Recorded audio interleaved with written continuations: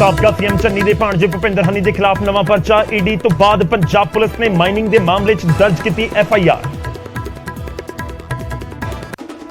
ਪੰਜਾਬ ਦੇ ਚੀਫ ਸਕੱਤਰ ਵੀਕੇ ਜੰਜੂਆ ਦੀ ਨਿਯੁਕਤੀ ਤੇ ਪ੍ਰਮੋਸ਼ਨ ਨੂੰ ਹਾਈ ਕੋਰਟ ਦੇ ਵਿੱਚ ਚੁਣੌਤੀ। ਸਾਲ 2009 ਦੇ ਵਿੱਚ ਜੰਜੂਆ ਦੇ ਖਿਲਾਫ ਦਰਜ ਹੋਇਆ ਸੀ ਭ੍ਰਿਸ਼ਟਾਚਾਰ ਦਾ ਕੇਸ, ਅਜੇ ਵੀ ਕੋਰਟ ਦੇ ਵਿੱਚ ਵਿਚਾਰ ਅਧੀਨ। ਪਟੀਸ਼ਨ ਦੇ ਵਿੱਚ ਪ੍ਰਮੋਸ਼ਨ ਨੂੰ ਦੱਸਿਆ ਗਿਆ ਗੈਰ ਕਾਨੂੰਨੀ। ਅਕਾਲੀ ਦਲ ਝੂਠੇ ਬਗਾਵਤ ਦੇ ਸੁਰ। ਮਨਪ੍ਰੀਤ ਇਆਲੀ ਨੇ ਰਾਸ਼ਟਰਪਤੀ ਚੋਣ ਦਾ ਕੀਤਾ ਬਾਈਕਾਟ। ਬੋਲੇ ਪਾਰਟੀ ਨੇ ਨਹੀਂ ਲਈ ਸਲਾਹ, ਬੀਜੇਪੀ ਨੇ ਨਹੀਂ ਹੱਲ ਕੀਤੇ ਪੰਜਾਬ ਦੇ ਮੁੱਦੇ।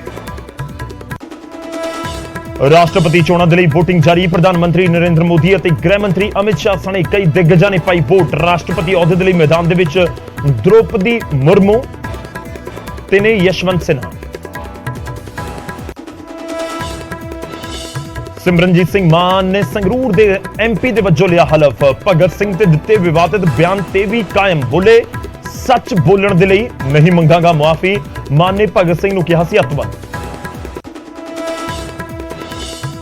ਸਿਮਰਨਜੀਤ ਸਿੰਘ ਮਾਨ ਦੇ ਖਿਲਾਫ ਭਗਤ ਸਿੰਘ ਦੇ ਜੱਦੀ ਪਿੰਡ ਖਟਕੜ ਕਲਾਂ ਦੇ ਵਿੱਚ ਜ਼ਬਰਦਸਤ ਪ੍ਰਦਰਸ਼ਨ। ਬਿਆਨ ਨੂੰ ਦੱਸਿਆ ਸ਼ਰਮਨਾਕ। ਬੋਲੇ ਮੁਆਫੀ ਮੰਗਣ ਮਾਨ, ਨਹੀਂ ਤਾਂ ਕਰਾਂਗੇ ਕਾਨੂੰਨੀ ਕਾਰਵਾਈ। ਮੂਸੇਵਾਲਾ ਦੇ ਕਾਤਲਾਂ ਦੀ ਸੀਸੀਟੀਵੀ ਆਈ ਸਾਹਮਣੇ। ਮੋਗਾ ਦੇ ਪਿੰਡ ਸਮਾਲਸਰ ਦੇ ਵਿੱਚ ਦਿਖੇ ਸ਼ੂਟਰ ਮਨੂ ਕੁੱਸਾ ਅਤੇ ਜਗਰੂਪ ਰੂਪਾ। 21 ਜੂਨ ਦੀਆਂ ਤਸਵੀਰਾਂ। ਮੂਸੇਵਾਲਾ ਦੇ ਕਰੀਬੀ ਸ਼ਗਨਪ੍ਰੀਤ ਨੂੰ ਝਟਕਾ। ਹਾਈ ਕੋਰਟ ਨੇ ਖਾਰਜ ਕੀਤੀ ਅਗਾਊਂ ਜ਼ਮਾਨਤ ਦੀ ਅਰਜ਼ੀ, ਪਰ ਭਾਰਤ ਆਉਣ ਤੇ ਸੁਰੱਖਿਆ ਮੁਹੱਈਆ ਕਰਵਾਉਣ ਦੇ ਦਿੱਤੇ ਆਦੇਸ਼। ਸਾਹਿਬ ਅਤੇ ਰੁਮਾਲ ਦੇ ਉੱਤੇ ਨਹੀਂ ਛਪਣਗੀਆਂ ਗੁਰਬਾਣੀ ਦੀਆਂ ਤੁਕਾਂ ਅਤੇ ਧਾਰਮਿਕ ਚਿੰਨ੍ਹ। ਐਸਜੀਪੀਸੀ ਨੇ ਫਰਮਾਂ ਨੂੰ ਦਿੱਤੇ ਨਿਰਦੇਸ਼। ਕਿਹਾ ਕਈ ਲੋਕ ਵਰਤਣ ਤੋਂ ਬਾਅਦ ਸੁੱਟ ਦਿੰਦੇ ਨੇ ਰੁਮਾਲ, ਜਿਸ ਨਾਲ ਹੁੰਦੀ ਹੈ ਬੇਅਦਬੀ।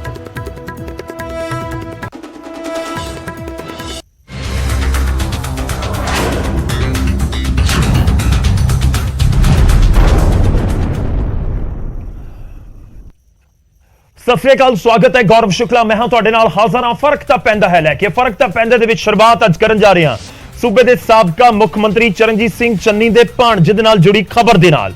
ਚੰਨੀ ਦੇ ਭਾਣਜੇ ਤੇ ਇੱਕ ਨਵਾਂ ਪਰਚਾ ਹੋ ਗਿਆ ਹੈ। ਭੁਪਿੰਦਰ ਹਨੀ, ਉਸ ਦੇ ਖਿਲਾਫ ਮਾਈਨਿੰਗ ਦਾ ਪਰਚਾ ਦਰਜ ਕੀਤਾ ਗਿਆ। ਈਡੀ ਦੀ ਜਾਂਚ ਦੇ ਵਿੱਚ ਖੁਲਾਸਾ ਹੋਇਆ ਸੀ ਪੁਲਿਸ ਨੇ ਹਨੀ ਸਣੇ 2 ਲੋਕਾਂ ਦੇ ਉੱਤੇ ਇਹ ਪਰਚਾ ਦਰਜ ਕੀਤਾ। ਨਵਾਂ ਸ਼ਹਿਰ ਦੇ ਵਿੱਚ ਨਜਾਇਜ਼ ਮਾਈਨਿੰਗ ਦੇ ਬਾਰੇ ਇਹ ਪਰਚਾ ਦਰਜ ਕੀਤਾ ਗਿਆ, ਜਿਸ ਦੇ ਵਿੱਚ ਧਾਰਾਵਾਂ 379, 406, 420 ਦੇ ਤਹਿਤ ਇਹ ਪਰਚਾ ਦਰਜ ਹੋਇਆ। ਨਵਾਂ ਸ਼ਹਿਰ ਪੁਲਿਸ ਨੇ ਵੀ ਐਸਆਈਟੀ ਬਣਾਈ ਸੀ। ਮਾਈਨਿੰਗ ਵਿਭਾਗ ਨੇ ਵੀ ਮੰਨਿਆ ਕਿ ਜ਼ਿਆਦਾ ਮਾਈਨਿੰਗ ਹੋਈ। ਮਨੀ ਲਾਂਡਰਿੰਗ ਦੇ ਕੇਸ ਦੇ ਵਿੱਚ ਈਡੀ ਨੇ ਹਨੀ ਨੂੰ ਗ੍ਰਿਫਤਾਰ ਕੀਤਾ ਸੀ। ਫਿਲਹਾਲ ਭੁਪਿੰਦਰ ਹਨੀ ਨੂੰ ਹਾਈ ਕੋਰਟ ਤੋਂ ਜ਼ਮਾਨਤ ਮਿਲੀ ਹੋਈ ਹੈ। ਭੁਪਿੰਦਰ ਹਨੀ ਜ਼ਮਾਨਤ ਦੇ ਉੱਤੇ ਬਾਹਰ ਹੈ, ਕਿਉਂਕਿ ਬਿਲਕੁਲ ਇਲੈਕਸ਼ਨ ਤੋਂ ਕੁਝ ਦਿਨ ਪਹਿਲਾਂ ਲਗਾਤਾਰ ਛਾਪੇਮਾਰੀ ਹੋਈ ਈਡੀ ਦੇ ਵੱਲੋਂ ਤੇ ਭੁਪਿੰਦਰ ਹਨੀ ਨੂੰ ਗ੍ਰਿਫਤਾਰ ਕੀਤਾ ਗਿਆ ਸੀ। ਉਸ ਸਮੇਂ ਇਲਜ਼ਾਮ ਲੱਗੇ ਕਿ ਕੁਝ ਜਿਹੜੇ ਦਸਤਾਵੇਜ਼ ਨੇ ਉਹ ਬਰਾਮਦ ਕੀਤੇ ਗਏ ਤੇ ਨਾਲ ਹੀ 10 ਕਰੋੜ ਰੁਪਏ ਦਾ ਵੀ ਜ਼ਿਕਰ ਹੋਇਆ। ਕੁਝ ਤਸਵੀਰਾਂ ਵੀ ਸਾਹਮਣੇ ਆਈਆਂ। ਹਨੀ ਨੂੰ ਉਸ ਸਮੇਂ ਗ੍ਰਿਫਤਾਰ ਕਰ ਲਿਆ ਗਿਆ। ਉਹ ਈਡੀ ਦੇ ਵੱਲੋਂ ਇਨਫੋਰਸਮੈਂਟ ਡਾਇਰੈਕਟੋਰੇਟ ਦੇ ਵੱਲੋਂ ਗ੍ਰਿਫਤਾਰੀ ਹੋਈ ਸੀ ਤੇ ਉਸ ਤੋਂ ਬਾਅਦ ਪੂਰਾ ਅਦਾਲਤ ਦੇ ਵਿੱਚ ਜਾਣਾ ਸੀ। ਹਨੀ ਗਿਆ ਆਪਣੇ ਵਕੀਲਾਂ ਦੇ ਜ਼ਰੀਏ ਤੇ ਉੱਥੋਂ ਫਿਲਹਾਲ ਤਾਂ ਜ਼ਮਾਨਤ ਮਿਲ ਚੁੱਕੀ ਹੈ, ਪਰ ਮਾਈਨਿੰਗ ਦਾ ਇੱਕ ਹੋਰ ਪਰਚਾ ਹਨੀ ਦੇ ਖਿਲਾਫ ਪੰਜਾਬ ਪੁਲਿਸ ਨੇ ਪਹਿਲਾਂ ਈਡੀ ਜਾਂਚ ਕਰ ਰਹੀ ਸੀ, ਜਿਹੜਾ ਜਿਸ ਦੇ ਵਿੱਚ ਗ੍ਰਿਫਤਾਰ ਕੀਤਾ ਗਿਆ ਸੀ। 10 ਕਰੋੜ ਦਾ ਜ਼ਿਕਰ ਹੋਇਆ ਸੀ, ਉਸ ਸਮੇਂ ਵੀ ਮਾਈਨਿੰਗ ਦਾ ਜ਼ਿਕਰ ਹੋ ਰਿਹਾ ਸੀ। ਤੇ ਹੁਣ ਪੰਜਾਬ ਪੁਲਿਸ ਨੇ ਵੀ, ਕਿਉਂਕਿ ਨਵਾਂ ਸ਼ਹਿਰ ਦੇ ਵਿੱਚ ਜਿਹੜਾ ਇਹ ਇਲਜ਼ਾਮ ਲੱਗੇ ਗੈਰ ਕਾਨੂੰਨੀ ਮਾਈਨਿੰਗ ਦੇ, ਤਾਂ ਉਸ ਤੋਂ ਬਾਅਦ ਇੱਕ ਐਸਆਈਟੀ ਬਣਾ ਦਿੱਤੀ ਗਈ ਸੀ। ਉਸ ਦੀ ਵੀ ਜਾਂਚ ਦੇ ਵਿੱਚ ਸਾਹਮਣੇ ਆਇਆ ਤਾਂ ਹੁਣ ਪਰਚਾ ਦਰਜ ਕਰ ਲਿਆ ਗਿਆ ਨਵਾਂ ਸ਼ਹਿਰ ਦੇ ਵਿੱਚ ਭੁਪਿੰਦਰ ਹਨੀ ਦੇ ਖਿਲਾਫ। ਤਾਂ ਹਨੀ ਦੇ ਉੱਤੇ ਇਸ ਮਾਮਲੇ ਦੇ ਵਿੱਚ ਵੀ ਗ੍ਰਿਫਤਾਰੀ ਦੀ ਤਲਵਾਰ ਜ਼ਰੂਰ ਹੁਣ ਲਟਕਦੀ ਹੋਈ ਨਜ਼ਰ ਆ ਰਹੀ ਹੈ। ਬੇਸ਼ੱਕ ਈਡੀ ਵਾਲੇ ਕੇਸ ਦੇ ਵਿੱਚ ਭੁਪਿੰਦਰ ਹਨੀ ਨੂੰ ਜ਼ਮਾਨਤ ਮਿਲ ਗਈ, ਪਰ ਹੁਣ ਜਿਹੜਾ ਨਵਾਂ ਪਰਚਾ ਦਰਜ ਕੀਤਾ ਗਿਆ ਉਸ ਦੇ ਵਿੱਚ ਪੁਲਿਸ ਕੀ ਐਕਸ਼ਨ ਲੈਂਦੀ ਹੈ, ਉਸ ਦੇ ਉੱਤੇ ਸਭ ਦੀਆਂ ਨਜ਼ਰਾਂ ਲਾਜ਼ਮੀ ਤੌਰ ਦੇ ਉੱਤੇ ਰਹਿਣਗੀਆਂ।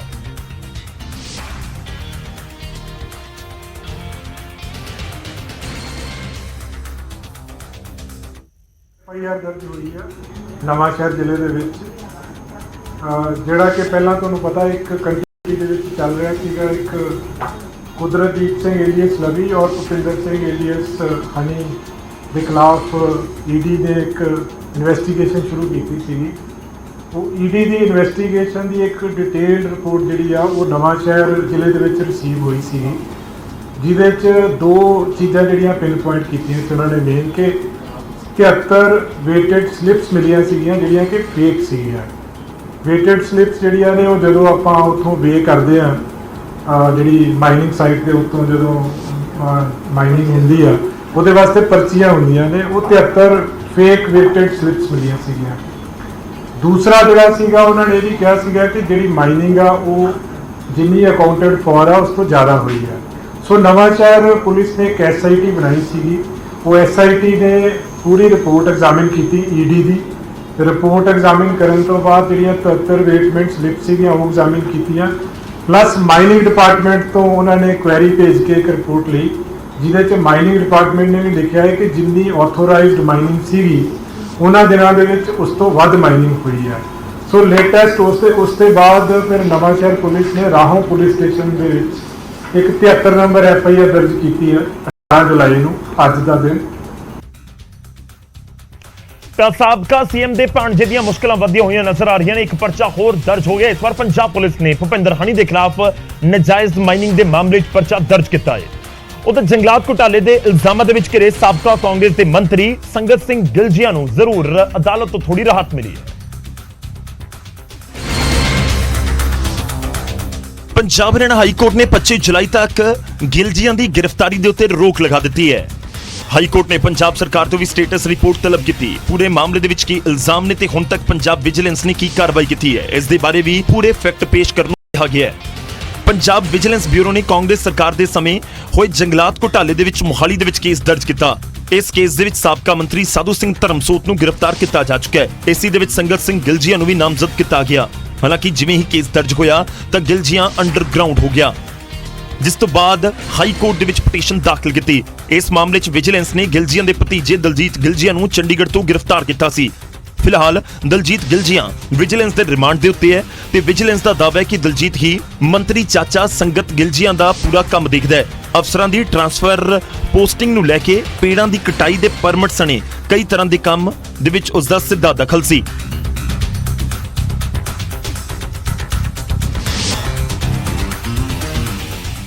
ਇਸ ਮਾਮਲੇ ਦੇ ਵਿੱਚ ਸਾਧੂ ਸਿੰਘ ਧਰਮਸੋਤ ਸਾਬਕਾ ਮੰਤਰੀ ਨੂੰ ਪਹਿਲਾਂ ਹੀ ਗ੍ਰਿਫਤਾਰ ਹੋ ਚੁੱਕੇ ਨੇ ਤੇ ਸੰਗਤ ਸਿੰਘ ਗਿਲਜੀਆ ਦਾ ਵੀ ਉਸ ਦੇ ਵਿੱਚ ਨਾਮ ਸੀ। ਹਾਲਾਂਕਿ ਗਿਲਜੀਆ ਨੂੰ ਥੋੜੀ ਜਿਹੀ ਰਾਹਤ ਅਦਾਲਤ ਤੋਂ ਜ਼ਰੂਰ ਮਿਲੀ ਹੈ। ਅਗਲੀ ਖਬਰ ਦਾ ਰੁਖ ਕਰਦੇ ਹਾਂ। ਖਬਰ ਸ਼੍ਰੋਮਣੀ ਅਕਾਲੀ ਦਲ ਦੇ ਨਾਲ ਜੁੜੀ ਹੋਈ ਹੈ। ਅਕਾਲੀ ਦਲ ਦੇ ਵਿੱਚ ਬਗਾਵਤ ਹੁੰਦੀ ਹੋਈ ਨਜ਼ਰ ਆ ਰਹੀ ਹੈ। ਮਨਪ੍ਰੀਤ ਇਆਲੀ ਜਿਹੜੇ ਅਕਾਲੀ ਦਲ ਦੇ 3 ਇਸ ਵਾਰ ਵਿਧਾਇਕ ਚੁਣੇ ਗਏ, ਯਾਨੀ ਕਿ ਜਿੱਤੇ, ਉਹਨਾਂ ਦੇ ਵਿੱਚੋਂ ਇੱਕ ਨਾਮ ਮਨਪ੍ਰੀਤ ਇਆਲੀ ਦਾ। ਇਹ ਵਿਧਾਨ ਸਭਾ ਦੇ ਅੰਦਰ ਵਿਧਾਇਕ ਦਲ ਦੇ ਆਗੂ ਵੀ ਨੇ। ਮਨਪ੍ਰੀਤ ਇਆਲੀ ਦੇ ਵੱਲੋਂ ਰਾਸ਼ਟਰਪਤੀ ਚੋਣ ਦਾ ਬਾਈਕਾਟ ਕਰ ਦਿੱਤਾ ਗਿਆ। ਰਾਸ਼ਟਰਪਤੀ ਚੋਣ ਦੇ ਵਿੱਚ ਵੋਟ ਨਹੀਂ ਪਾਈ ਗਈ। ਅਕਾਲੀ ਦਲ ਨੇ NDA ਦੇ ਉਮੀਦਵਾਰ ਨੂੰ ਸਮਰਥਨ ਦਿੱਤਾ ਸੀ। ਪਾਰਟੀ ਨੇ ਮੇਰੇ ਤੋਂ ਕੋਈ ਸਲਾਹ ਨਹੀਂ ਲਈ। ਇਲੈਕਸ਼ਨ ਦਾ ਬਾਈਕਾਟ ਕਰਦੇ ਹੋਏ ਮਨਪ੍ਰੀਤ ਇਆਲੀ ਦੇ ਵੱਲੋਂ ਇਹ ਸਟੇਟਮੈਂਟ ਦਿੱਤੀ ਗਈ ਕਿ ਮੇਰੇ ਨਾਲ ਕੋਈ ਪਾਰਟੀ ਨੇ ਸਲਾਹ ਨਹੀਂ ਲਈ, ਸਿੱਖ ਕੌਮ ਤੋਂ ਸਲਾਹ ਨਹੀਂ ਲਈ ਗਈ, ਸਾਡੀ ਲੀਡਰਸ਼ਿਪ ਦੀਆਂ ਕਮੀਆਂ ਰਹੀਆਂ ਨੇ, ਮੁਰਮੂ ਦਾ ਕੋਈ ਵਿਰੋਧ ਨਹੀਂ ਹੈ। ਯਾਨੀ ਕਿ ਜਿਹੜੇ NDA ਦੇ ਉਮੀਦਵਾਰ ਨੇ, ਕਿਉਂਕਿ ਉਹ ਆਦੀਵਾਸੀ ਪਰਿਵਾਰ ਤੋਂ ਆਉਂਦੇ ਨੇ, ਇਸ ਕਰਕੇ ਉਹ ਜ਼ਿਕਰ ਕਰ ਰਹੇ ਨੇ ਕਿ ਮੁਰਮੂ ਦਾ ਕੋਈ ਵਿਰੋਧ ਨਹੀਂ ਹੈ, ਇਆਲੀ ਕਹਿ ਰਹੇ ਨੇ। ਪਰ ਉਹਨਾਂ ਨੇ BJP ਨੂੰ ਲੈ ਕੇ ਜ਼ਰੂਰ ਸਵਾਲ ਚੁੱਕੇ ਕਿ BJP ਸਰਕਾਰ ਸਾਡੇ ਮਸਲੇ ਹੱਲ ਨਹੀਂ ਕਰ ਰਹੀ। ਇਕਬਾਲ ਝੁੰਦਾ ਕਮੇਟੀ ਦੀ ਰਿਪੋਰਟ ਵੀ ਲਾਗੂ ਕੀਤੇ ਜਾਣ ਦੀ ਮੰਗ ਕੀਤੀ। ਪਾਰਟੀ ਲੀਡਰਸ਼ਿਪ ਦੇ ਵਿੱਚ ਤਬਦੀਲੀ ਦੀ ਜ਼ਰੂਰਤ ਵੀ ਮਨਪ੍ਰੀਤ ਇਆਲੀ ਨੇ ਦੱਸ ਦਿੱਤੀ।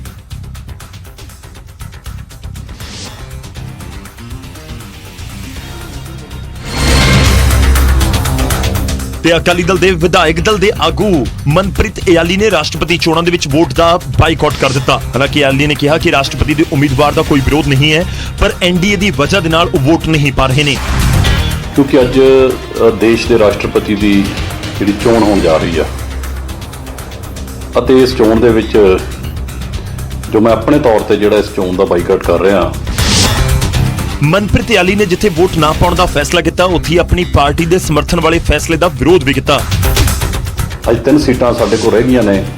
ਕਿਤੇ ਨਾ ਕਿਤੇ ਉਹਦੇ ਵਿੱਚ ਜੋ ਪਾਰਟੀ ਵੱਲੋਂ ਪਿਛਲੇ ਸਮੇਂ 'ਚ ਗਲਤੀਆਂ ਕੀਤੀਆਂ ਗਈਆਂ, ਕੁਝ ਗਲਤ ਫੈਸਲੇ ਲਏ ਗਏ ਨੇ, ਮੈਂ ਸਮਝਦਾ ਉਹ ਵੀ ਇੱਕ ਕਾਰਨ ਨੇ। ਇੰਨਾ ਹੀ ਨਹੀਂ, ਵਿਧਾਇਕ ਸਾਹਿਬ ਨੇ ਇਕਬਾਲ ਝੁੰਦਾ ਦੀ ਰਿਪੋਰਟ ਦੇ ਆਧਾਰ ਤੇ ਪਾਰਟੀ ਲੀਡਰਸ਼ਿਪ ਦੇ ਵਿੱਚ ਤਬਦੀਲੀ ਦੀ ਮੰਗ ਵੀ ਕਰ ਦਿੱਤੀ। ਤਾਂ ਪਾਰਟੀ ਦੇ ਵਿੱਚ ਤਬਦੀਲੀ ਦੀ ਮੰਗ ਕਰ ਦਿੱਤੀ ਹੈ ਮਨਪ੍ਰੀਤ ਇਆਲੀ ਨੇ। ਮਨਪ੍ਰੀਤ ਇਆਲੀ ਦੇ ਵੱਲੋਂ ਜਿਹੜਾ ਬਿਆਨ ਦਿੱਤਾ ਗਿਆ ਉਸ ਦੇ ਵਿੱਚ 10 ਵੱਡੀਆਂ ਗੱਲਾਂ ਕੀ ਨੇ, ਇੱਕ ਇੱਕ ਕਰਕੇ ਤੁਹਾਨੂੰ ਉਹ ਦੱਸਾਂਗੇ। ਮਨਪ੍ਰੀਤ ਇਆਲੀ ਕਹਿ ਰਹੇ ਨੇ ਕਿ ਗਲਤ ਫੈਸਲਿਆਂ ਦੀ ਵਜ੍ਹਾ ਦੇ ਨਾਲ ਸ਼੍ਰੋਮਣੀ ਅਕਾਲੀ ਦਲ ਨਿਗਾਰ ਵਾਲੇ ਪਾਸੇ ਚਲੀ ਗਈ। ਉਹਨਾਂ ਨੇ ਆਪਣੀਆਂ ਵੱਡੀਆਂ ਗੱਲਾਂ ਦੇ ਵਿੱਚ ਉਹਨਾਂ ਦੀ ਵੱਡੀ ਸਟੇਟਮੈਂਟਸ ਨੇ ਮਨਪ੍ਰੀਤ ਇਆਲੀ ਦੀਆਂ। ਉਹ ਕਹਿ ਰਹੇ ਨੇ ਕਿ ਲੀਡਰਸ਼ਿਪ ਦੇ ਵਿੱਚ ਤਬਦੀਲੀ ਦੀ ਜ਼ਰੂਰਤ ਹੈ। ਪਾਰਟੀ ਦੇ ਵਿੱਚ ਝੁੰਦਾ ਕਮੇਟੀ ਦੀਆਂ ਸਿਫਾਰਿਸ਼ਾਂ ਲਾਗੂ ਕੀਤੀਆਂ ਜਾਣੀਆਂ ਚਾਹੀਦੀਆਂ ਨੇ। ਤੇ ਇਹ ਵੀ ਕਿਹਾ ਕਿ ਰਾਜ ਸੱਤਾ ਛੱਡ ਕੇ ਲੋਕਾਂ ਦੇ ਲਈ ਕੰਮ ਕਰਨਾ ਚਾਹੀਦਾ ਹੈ ਪਾਰਟੀ ਨੂੰ, ਤੇ ਪਾਰਟੀ ਦੇ ਲੀਡਰਾਂ ਨੂੰ ਰਾਸ਼ਟਰਪਤੀ ਚੋਣਾਂ ਦਾ ਬਾਈਕਾਟ ਕਰ ਦਿੱਤਾ ਤੇ ਕਿਹਾ ਕਿ ਬੀਜੇਪੀ ਉਮੀਦਵਾਰ ਨੂੰ ਵੋਟ ਪਾਉਣ ਦੇ ਫੈਸਲੇ ਦਾ ਵਿਰੋਧ ਕਰਨਾ ਚਾਹੀਦਾ ਸੀ। ਪਾਰਟੀ ਹਾਈ ਕਮਾਨ ਨੇ ਕੋਈ ਰਾਏ ਯਾਨੀ ਕਿ ਸਲਾਹ ਮੇਰੇ ਤੋਂ ਨਹੀਂ ਲਈ। ਉਧਰ ਬੀਜੇਪੀ ਨੇ ਪੰਜਾਬ ਦਾ ਕੋਈ ਮਸਲਾ ਹੱਲ ਨਹੀਂ ਕੀਤਾ, ਬੰਦੀ ਸਿੰਘਾਂ ਦੀ ਰਿਹਾਈ ਦੇ ਲਈ ਕੋਈ ਕਦਮ ਨਹੀਂ ਚੁੱਕਿਆ। ਪਾਰਟੀ ਕਿਵੇਂ ਬੀਜੇਪੀ ਨੂੰ ਸਪੋਰਟ ਕਰ ਸਕਦੀ ਹੈ? ਤੇ ਇਹ 10 ਵੱਡੀਆਂ ਗੱਲਾਂ ਨੇ ਜਿਹੜੀਆਂ ਇੱਕ ਇੱਕ ਕਰਕੇ ਅਸੀਂ ਤੁਹਾਨੂੰ ਦਿਖਾ ਰਹੇ ਹਾਂ। ਇਹ ਬਗਾਵਤ ਇੱਕ ਤਰੀਕੇ ਨਾਲ ਮਨਪ੍ਰੀਤ ਆਲੀ ਦੀ ਕਹੀ ਜਾ ਰਹੀ ਹੈ। ਤਿੰਨ ਜਿਹੜੇ ਸ਼੍ਰੋਮਣੀ ਅਕਾਲੀ ਦਲ ਦੇ ਇਸ ਵਾਰ ਵਿਧਾਇਕ ਜਿੱਤੇ, ਜਦੋਂ ਹਾਲ ਹੀ ਦੇ ਵਿੱਚ 2022 ਦੀਆਂ ਵਿਧਾਨ ਸਭਾ ਚੋਣਾਂ ਹੋਈਆਂ ਨੇ, ਤਾਂ ਪੂਰੇ ਮਾਲਵੇ ਦੇ ਵਿੱਚੋਂ, ਮਾਲਵੇ ਦੀਆਂ 69 ਸੀਟਾਂ ਦੇ ਵਿੱਚੋਂ ਸਿਰਫ ਇੱਕ ਸੀਟ ਦੇ ਉੱਤੇ ਅਕਾਲੀ ਦਲ ਤੇ ਬੀਐਸਪੀ ਦੇ ਗਠਜੋੜ ਨੂੰ ਜਿੱਤ ਮਿਲੀ, ਤੇ ਉਹ ਜਿੱਤ ਮਿਲੀ ਮੁੱਲਾਂਪੁਰ ਦਾਖਾਂ ਵਾਲੀ ਸੀਟ ਤੋਂ। ਲੁਧਿਆਣਾ ਜ਼ਿਲ੍ਹੇ ਦੇ ਵਿੱਚ ਮਨਪ੍ਰੀਤ ਆਲੀ ਜਿੱਤੇ ਸਨ। ਤਾਂ ਮਨਪ੍ਰੀਤ ਆਲੀ ਵਿਧਾਇਕ ਦਲ ਦੇ ਆਗੂ ਵੀ ਨੇ ਸਦਨ ਦੇ ਅੰਦਰ, ਤੇ ਹੁਣ ਉਹਨਾਂ ਦੇ ਵੱਲੋਂ ਸਵਾਲ ਆਪਣੀ ਪਾਰਟੀ ਦੇ ਉੱਤੇ ਚੁੱਕੇ ਜਾ ਰਹੇ।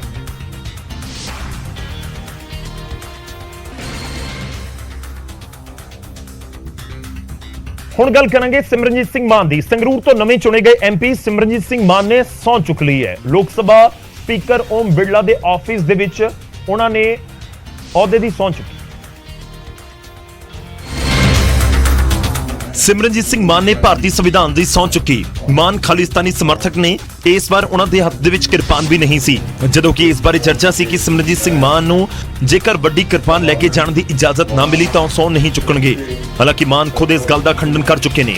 ਉਹਨਾਂ ਦਾ ਕਹਿਣਾ ਹੈ ਕਿ ਇਸ ਦੇ ਨਾਲ ਸਿੱਖਾਂ ਦੇ ਵਿਚਾਲੇ ਕਨਫਿਊਜ਼ਨ ਪੈਦਾ ਕੀਤੀ ਜਾ ਰਹੀ ਹੈ। ਉਹ ਪਾਰਲੀਮੈਂਟ ਦੇ ਵਿੱਚ ਜਾਣਗੇ ਤੇ ਸਰਕਾਰ ਦਾ ਅਸਲ ਮੁੱਦਿਆਂ ਦੇ ਨਾਲ ਸਾਹਮਣਾ ਕਰਵਾਉਣਗੇ।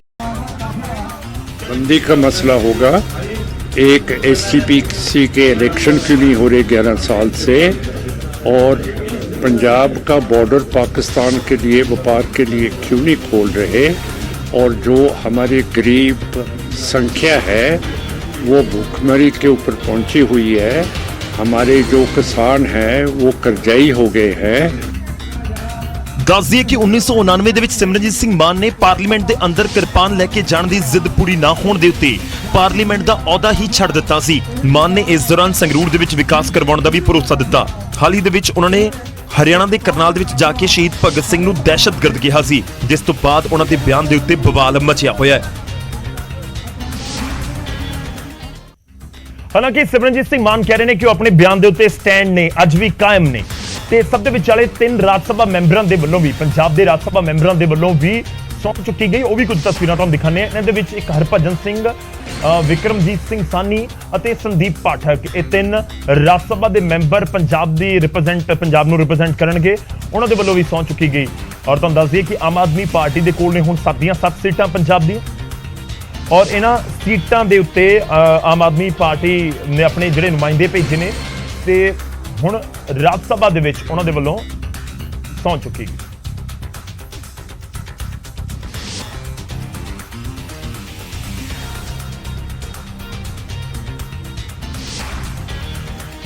ਹੁਣ ਅਗਲੀ ਖਬਰ ਸਿੱਧੂ ਮੂਸੇਵਾਲਾ ਦੇ ਨਾਲ ਜੁੜੀ ਹੋਈ। ਸਿੱਧੂ ਮੂਸੇਵਾਲਾ ਦੇ ਕਰੀਬੀ ਸ਼ਗਨਪ੍ਰੀਤ ਨੂੰ ਅਗਾਊਂ ਜ਼ਮਾਨਤ ਅਰਜ਼ੀ ਦੇ ਉੱਤੇ ਹਾਈ ਕੋਰਟ ਤੋਂ ਝਟਕਾ ਲੱਗਿਆ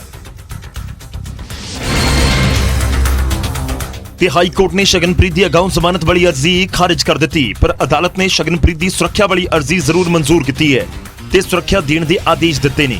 ਦਰਅਸਲ ਸ਼ਗਨਪ੍ਰੀਤ ਯੂਥ ਅਕਾਲੀ ਦਲ ਦੇ ਆਗੂ ਵਿੱਕੀ ਮਿੱਡੂ ਖੇੜਾ ਦੇ ਕਤਲ ਕੇਸ ਦੇ ਵਿੱਚ ਮੁਲਜ਼ਮ ਹੈ। ਇਸ ਵੇਲੇ ਆਸਟ੍ਰੇਲੀਆ ਦੇ ਵਿੱਚ ਹੈ। ਉਸ ਦੇ ਵੱਲੋਂ ਅਗਾਊਂ ਜ਼ਮਾਨਤ ਤੇ ਭਾਰਤ ਆਉਣ ਤੇ ਸੁਰੱਖਿਆ ਮੁਹੱਈਆ ਕਰਵਾਉਣ ਦੀ ਗੱਲ ਕੀਤੀ ਗਈ ਸੀ। ਦੱਸ ਦਈਏ ਕਿ ਜਦੋਂ ਮੂਸੇਵਾਲਾ ਦਾ ਕਤਲ ਹੋਇਆ ਸੀ ਤਾਂ ਉਸ ਵੇਲੇ ਲਾਰੈਂਸ ਅਤੇ ਗੋਲਡੀ ਬਰਾਡ ਨੇ ਕਤਲ ਦੀ ਜ਼ਿੰਮੇਵਾਰੀ ਲਈ ਤੇ ਸ਼ਗਨਪ੍ਰੀਤ ਦਾ ਨਾਮ ਲਿਆ ਸੀ। ਉਧਰ ਮੂਸੇਵਾਲਾ ਕਤਲकांड ਦੇ ਫਰਾਰ ਸ਼ੂਟਰ ਮਨਪ੍ਰੀਤ ਮੰਨੂ ਅਤੇ ਜਗਰੂਪ ਰੂਪਾ ਮੋਗਾ ਦੇ ਸਮਾਲਸਰ ਦੇ ਵਿੱਚ ਨਜ਼ਰ ਆਏ ਨੇ। ਸੀਸੀਟੀਵੀ ਤਸਵੀਰਾਂ ਸਾਹਮਣੇ ਆਈਆਂ। ਦੋਵੇਂ ਸ਼ੂਟਰਸ 21 ਜੂਨ ਨੂੰ ਚੋਰੀ ਦੀ ਬਾਈਕ ਦੇ ਉੱਤੇ ਤਰਨਤਾਰਨ ਦੇ ਵੱਲ ਜਾਂਦੇ ਦਿਖੇ ਨੇ। ਇਸ ਦੀ ਇੱਕ ਸੀਸੀਟੀਵੀ ਫੁਟੇਜ ਪੁਲਿਸ ਦੇ ਹੱਥ ਲੱਗੀ ਹੈ। ਮੂਸੇਵਾਲਾ ਦਾ ਕਤਲ 29 ਮਈ ਨੂੰ ਹੋਇਆ ਸੀ। ਇਸ ਦੇ ਨਾਲ ਸਾਫ਼ ਹੈ ਕਿ ਦੋਵੇਂ ਸ਼ੂਟਰ ਕਤਲ ਤੋਂ ਬਾਅਦ 24 ਦਿਨ ਤੱਕ ਪੰਜਾਬ ਦੇ ਵਿੱਚ ਲੁਕੇ ਰਹੇ। ਦੱਸਿਆ ਜਾ ਰਿਹਾ ਹੈ ਕਿ ਦੋਵੇਂ ਤਰਨਤਾਰਨ ਦੇ ਇੱਕ ਵੱਡੇ ਨਾਮੀ ਗੈਂਗਸਟਰ ਦੇ ਫਾਰਮ ਹਾਊਸ ਦੇ ਵਿੱਚ ਰੁਕੇ ਹੋਏ ਸਨ, ਪਰ ਪੁਲਿਸ ਇਹਨਾਂ ਨੂੰ ਫੜ ਨਹੀਂ ਸਕੀ। ਮੂਸੇਵਾਲਾ ਕਤਲकांड ਦੇ ਵਿੱਚ ਗ੍ਰਿਫਤਾਰ ਸ਼ਾਰਪ ਸ਼ੂਟਰ ਪ੍ਰਿਯਵਰਤ ਫੌਜੀ ਅਤੇ ਅੰਕਿਤ ਸੇਤਸਾ ਨੇ ਵੀ ਖੁਲਾਸਾ ਕੀਤਾ ਕਿ ਰੂਪਾ ਅਤੇ ਮੰਨੂ ਉਹਨਾਂ ਦੇ ਨਾਲ ਨਹੀਂ ਭੱਜੇ। ਉਹਨਾਂ ਨੇ ਕਿਹਾ ਕਿ ਉਹ ਪੰਜਾਬ ਦੇ ਵਿੱਚ ਹੀ ਆਪਣੇ ਠਿਕਾਣਿਆਂ ਦੇ ਉੱਤੇ ਲੁਕੇ ਰਹਿਣਗੇ। ਇਸ ਤੋਂ ਬਾਅਦ ਹੀ ਪੰਜਾਬ ਪੁਲਿਸ ਨੇ ਇਹਨਾਂ ਦੀ ਭਾਲ ਦੇ ਵਿੱਚ ਸੀਸੀਟੀਵੀ ਫੁਟੇਜ ਖੰਗਾਲਣੀ ਸ਼ੁਰੂ ਕੀਤੀ, ਜੋ ਹੁਣ ਪੁਲਿਸ ਦੇ ਹੱਥ ਲੱਗੀ ਹੈ। ਮਨਪ੍ਰੀਤ ਮੰਨੂ ਗੈਂਗਸਟਰ ਲਾਰੈਂਸ ਦਾ ਕਰੀਬੀ ਹੈ। ਉਸੀ ਨੇ ਮੂਸੇਵਾਲਾ ਨੂੰ ਪਹਿਲੀ ਗੋਲੀ ਮਾਰੀ ਸੀ। ਇਹ ਵੀ ਖਦਸ਼ਾ ਜਤਾਇਆ ਜਾ ਰਿਹਾ ਹੈ ਕਿ ਕਤਲ ਦੇ ਵਿੱਚ ਇਸਤੇਮਾਲ ਹਥਿਆਰ ਮੰਨੂ ਅਤੇ ਰੂਪਾ ਦੇ ਕੋਲ ਹੀ ਨੇ ਅਤੇ ਹੁਣ ਇਹ ਸੀਸੀਟੀਵੀ ਫੁਟੇਜ ਤੋਂ ਬਾਅਦ ਉਹਨਾਂ ਦੇ ਨਾਲ ਜੁੜੇ ਕਈ ਸੁਰਾਗ ਪੁਲਿਸ ਨੂੰ ਮਿਲੇ ਨੇ। ਤਾਂ ਸਵਾਲ ਇਸ ਨੂੰ ਲੈ ਕੇ ਵੀ ਉੱਠ ਰਹੇ ਨੇ ਕਿਉਂਕਿ 29 ਮਈ ਨੂੰ ਇਹ ਪੂਰਾ ਘਟਨਾਕ੍ਰਮ ਵਾਪਰਿਆ ਸੀ ਜਦੋਂ ਮੂਸੇਵਾਲਾ ਦਾ ਕਤਲ ਕੀਤਾ ਗਿਆ ਤੇ 21 ਜੂਨ ਨੂੰ ਨਜ਼ਰ ਆਉਂਦੇ ਯਾਨੀ ਕਿ ਕਰੀਬ 23 ਦਿਨਾਂ ਬਾਅਦ ਯਾਨੀ ਇਹ ਜਿਹੜੇ ਸ਼ੂਟਰ ਨੇ ਜੋ ਹੁਣ ਵੀ ਫਰਾਰ ਨੇ 23 ਦਿਨਾਂ ਤੱਕ ਪੰਜਾਬ ਦੇ ਵਿੱਚ ਲੁਕੇ ਰਹੇ ਤੇ ਪੁਲਿਸ ਇਹਨਾਂ ਤੱਕ ਨਹੀਂ ਪਹੁੰਚ ਸਕੀ। ਹੁਣ ਵੀ ਭਾਲ ਕਰ ਰਹੀ ਹੈ। ਖੈਰ ਜਦੋਂ ਸ਼ੂਟਰਾਂ ਤੱਕ ਪੁਲਿਸ ਨਾ ਪਹੁੰਚੇ ਤੇ ਸ਼ਰੇਆਮ ਘੁੰਮਦੇ ਰਹਿਣ, ਨੇੜੇ ਹੀ ਲੁਕੇ ਹੋਣ, ਫਿਰ ਫਰਕ ਤਾਂ ਪੈਂਦਾ ਹੈ। ਉਦੋਂ ਲਾਰੈਂਸ ਬਿਸ਼ਨੋਈ ਦੇ ਰਿਮਾਂਡ ਦੇ ਵਿੱਚ ਇਜ਼ਾਫਾ ਕਰ ਦਿੱਤਾ ਗਿਆ ਤੇ ਹੁਸ਼ਿਆਰਪੁਰ ਅਦਾਲਤ ਨੇ ਲਾਰੈਂਸ ਦੀ 3 ਦਿਨ ਰਿਮਾਂਡ ਵਧਾ ਦਿੱਤੀ।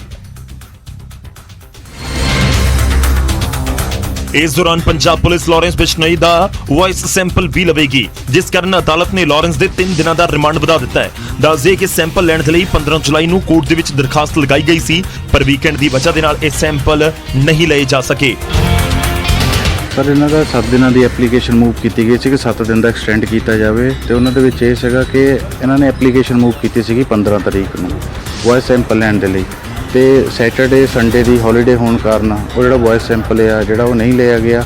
ਇਸ ਗੱਲ ਕਰਕੇ ਜਿਹੜਾ ਉਹ 3 ਦਿਨ ਦਾ ਹੋਰ ਐਕਸਟੈਂਡ ਕੀਤਾ ਗਿਆ। ਹੁਸ਼ਿਆਰਪੁਰ ਪੁਲਿਸ ਨੇ ਲਾਰੈਂਸ ਨੂੰ 2019 ਦੇ ਵਿੱਚ ਹੋਏ ਸ਼ਰਾਬ ਕਾਰੋਬਾਰੀ ਤੇ ਫਾਇਰਿੰਗ ਮਾਮਲੇ ਦੇ ਵਿੱਚ ਰਿਮਾਂਡ ਦੇ ਉੱਤੇ ਲਿਆ ਸੀ। ਪੁਲਿਸ ਨੇ 7 ਦਿਨ ਦਾ ਹੋਰ ਰਿਮਾਂਡ ਮੰਗਿਆ ਸੀ, ਪਰ ਅਦਾਲਤ ਨੇ 3 ਦਿਨ ਦਾ ਹੀ ਰਿਮਾਂਡ ਵਧਾਇਆ।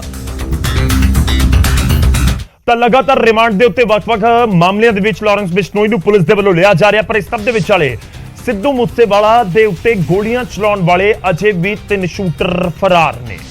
ਫਰਕ ਤਾਂ ਪੈਂਦੇ ਦੇ ਵਿੱਚ ਵੇਲਾ ਹੋ ਚਲਿਆ। ਇਜਾਜ਼ਤ ਲੈਣ ਦਾ ਰਾਤ 9 ਵਜੇ ਮੁੜ ਤੋਂ ਮੁਲਾਕਾਤ ਹੋਏਗੀ, ਪਰ ਥੋੜੀ ਦੇਰ ਦੇ ਵਿੱਚ ਵਿਰੋਧੀ ਧਿਰ ਦੇ ਆਗੂ ਕਾਂਗਰਸ ਦੇ ਪੰਜਾਬ ਦੇ ਵੱਡੇ ਲੀਡਰ ਪ੍ਰਤਾਪ ਬਾਜਵਾ ਲਾਈਵ ਹੋਣਗੇ ਨਿਊਜ਼ 18 ਪੰਜਾਬ ਦੇ ਉੱਤੇ। ਫਿਲਹਾਲ ਮੈਨੂੰ ਇਜਾਜ਼ਤ ਦਿਓ, ਧੰਨਵਾਦ।